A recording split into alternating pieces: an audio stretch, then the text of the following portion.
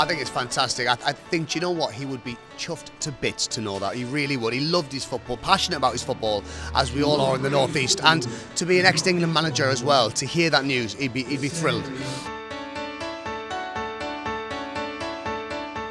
I think Sir Bobby Robson was a symbol not only for grassroots, for the whole world, what he has achieved. And being his example as a coach and as a human being, that is what you need at the grassroots level as well, because he was starting there, but still was always a symbol all around the world as a footballer, but also where it all should start at the grassroots level. He did amazing things for English football, not only a wonderful manager, but a great man as well, respected by everyone. Personally, I love the way he got the best out of someone like Paul Gascoigne. You know, the way that Paul Gascoigne talks about him shows you just how special he was. When I did have the pleasure to meet him and spend a bit of time with him, my abiding memories of somebody that was very warm and friendly, and broke down barriers rather than because people looked up to him and respected him so much. But he wanted to be treated as an equal, very much. And I just think his enthusiasm and his, I suppose, his compassion in a sense for the person rather than the sportsman, I suppose, was infectious. Mine would be just through watching England play World Cup '90, that incredible team, the way watching it. I was actually over in America, and the way Bobby Robson got that team playing a different sort of system with those wonderful players, Gazza and Lineker. Chrissy Waddle was on fire, and I think that was so close to going on and winning that World Cup. Just very, very unlucky.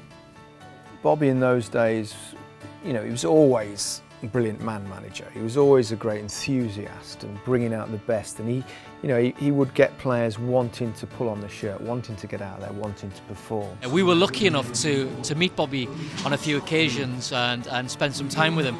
And for us as fans of football, meeting the England manager from when we were kids to our hometown manager was a really, really special thing. And Bobby was a special man, so we were honoured and just really thrilled that we were able to get to know him. So I managed to go out with dinner for him for a couple of times, and what great company he was. Just spoke football the whole time. His knowledge was magnificent. His appreciation of top players, his appreciation of top coaches, but also he knew everybody. You know, you mention a name to him and he'd tell you what he'd been doing in the game. You mention a player to him, he knew him inside and out, his strengths and weaknesses. The man was an absolute legend. I remember Sir Bobby of PSV, you know, when he was in Holland, winning the league in Holland, doing really well with PSV, still didn't really get the recognition of the Dutch.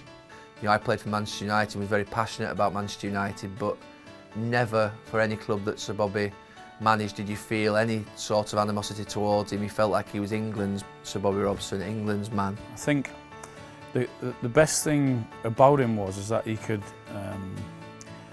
deal with you, whether you were a 16-year-old kid coming into the game or you were a 38-year-old man who had played for 25 years, and that's who he was.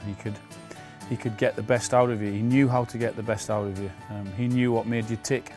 He knew whether you needed a telling off, or he knew whether, if you were a kid, he could put his arm around you and tell you that he loved you. And that's why I think he was so respected in our time at Newcastle, and not only in this country, but because of his work all around the world.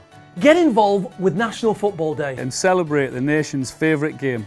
Take part in one of the 150 events around the country. Mark Sir Bobby Robson's memory. And mark Sir Bobby Robson's memory. And mark Sir Bobby Robson's memory. To mark Sir Bobby Robson's memory.